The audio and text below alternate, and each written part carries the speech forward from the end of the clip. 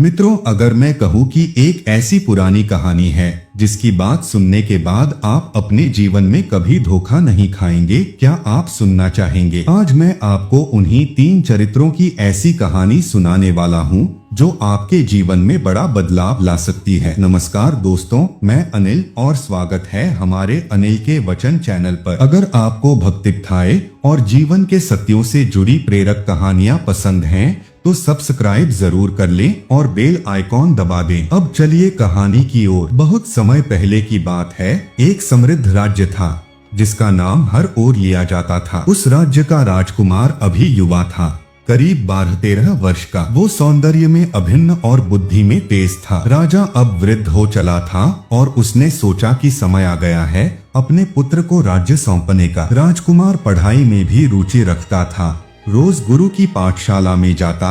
एक दिन जब राजकुमार पुस्तक लेकर चल रहा था, रास्ते में उसे एक पनिहारी मिली। आप रोज कहाँ जाते हैं? राजकुमार ने बताया कि वह गुरु के पास ज्ञान लेने जाता है। पनिहारी ने मुस्कुराते हुए कहा, तो आप त्रिया चरित्र पढ़े? आप जरूर पढ़िएगा। राजकुमार को यह शब्द समझ नहीं आया। उसने पूछा, त्रिया चरित्र क्या है? पनिहारी ने कहा, यह पढ़ने योग्य है पर यह दिल और बुद्धि दोनों की परीक्षा है। पर राजकुमार जिद कर बैठा और कहा, मैं आज ही गुरु से पूछकर पढ़ना चाहूंगा। गुरुजी के पास पहुंचकर राजकुमार ने क्रोध में कहा, गुरुदेव, आपने मुझे त्रिया चरित्र क्यों नहीं पढ़ाया? आपने यह क्यों छुपाया? गुरु ने शांत होकर उत्तर दिया, बेटा, त्रिया चरित्र पढ़ना सरल नहीं, इसमें खतरों की परतें हैं। यह केवल ज्ञान ही नहीं, परीक्षा भी है। अगर तुम दृढ़ हो तो मैं पढ़ाऊंगा।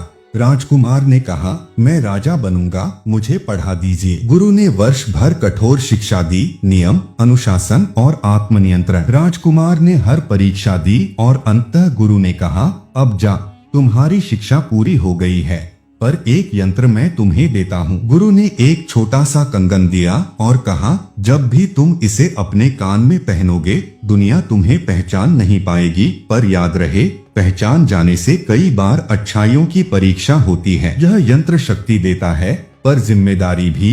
राजकुमार ने मान लिया और अपने राज्य लौट आया। राजकुमार की 7 शादियां हुई क्योंकि उस काल में शाही परंपरा ऐसी थी। पर साथ ही उसने अपने भीतर एक सवाल महसूस करना शुरू कर दिया, क्या पहचान खोने पर भी व्यक्ति सच में बदलता है? क्या सत्ता से मन बदलता है या चरित्र? वह रोज गुरुकुल भी जाता रहा, पर अब उसके मन में पनिहारी के शब्द और गुरु की चेतावनी गूंजती रहती थी।